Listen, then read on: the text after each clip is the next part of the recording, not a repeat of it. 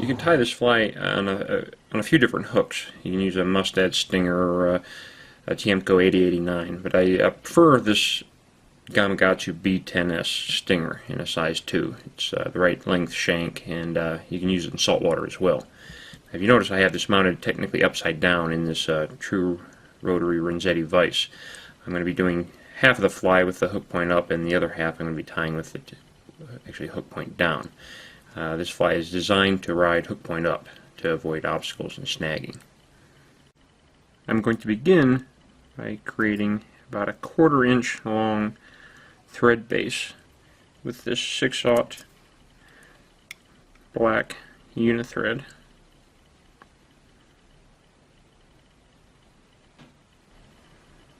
Now I'm going to flip the hook over and mount on the white Icelandic sheep hair. This is technically the top of the hook shank, but from here on out we're going to refer to this as the bottom of the fly.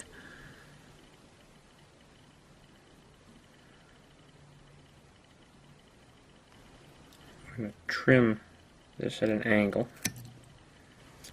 I'm going to wrap all of it in, securing it. It's very important that you put this bottom material on the fly first before you mount the dumbbell eye. This provides a little bit of a lift kit to create a little bit of distance in between the hook shank and the arbor of the lead eyes that we put on. We're going to be putting on some extra small lead eyes, and it sometimes is not quite enough weight to counterbalance the hook point to flip this upside down. Now I'm going to tie in the chartreuse Icelandic sheep hair. It's going to be the middle color.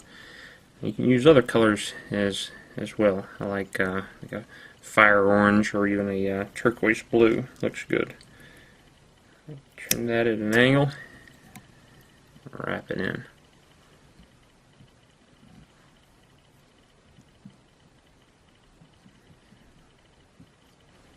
Now at this point I'm going to flip the hook upside down, and we're going to prepare to mount the dumbbell eyes.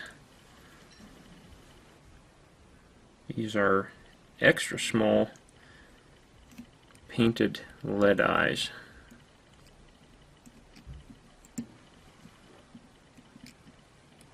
Make sure they're centered on the top of, or technically the bottom of the fly. Figure 8 the thread around it so it really secures it firmly. Now I'm going to flip the hook again.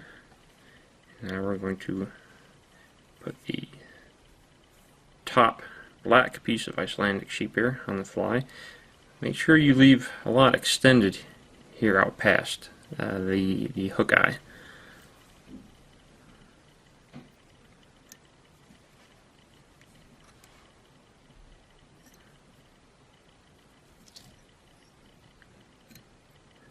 Wrap it in firmly.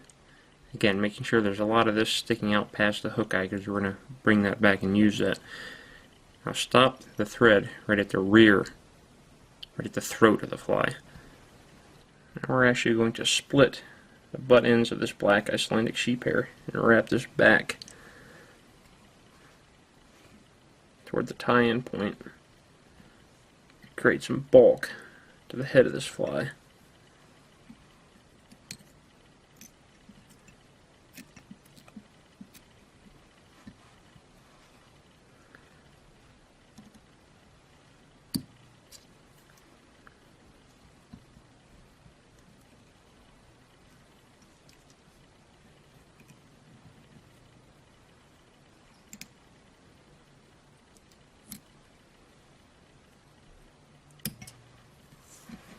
Now I'm going to wrap this over top with more thread just to tidy it up and make sure everything's latched down.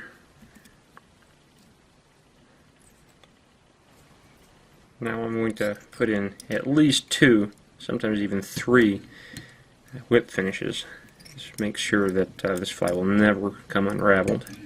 This is a very, very durable fly, and you can take it pike fishing or just about anything, and it will never come undone. But to ensure that, I always put in at least 2 or 3 whip finishes. Now at this point, the fly is done but I still have to trim it to length. Usually on this size 6, I like to make this about a 2.5, 2 3/4 inch long fly.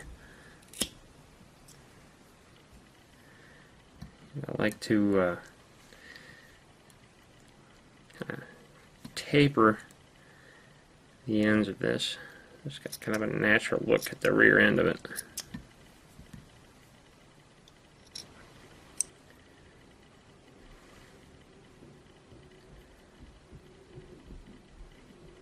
Because that's the look that I want right there.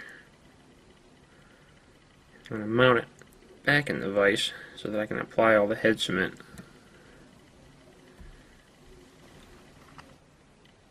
I like to use the hardest hull, or even Sally Hansen's hardest nails, and coat the entire head to include these painted on eyeballs. It'll make them last a lot longer as far as the paint chipping off. Now you only have to put one coat on, but I prefer to put at least 5 coats on. This makes this fly very, very durable, although you have to wait a little while in between coats. There, I'll let that sit.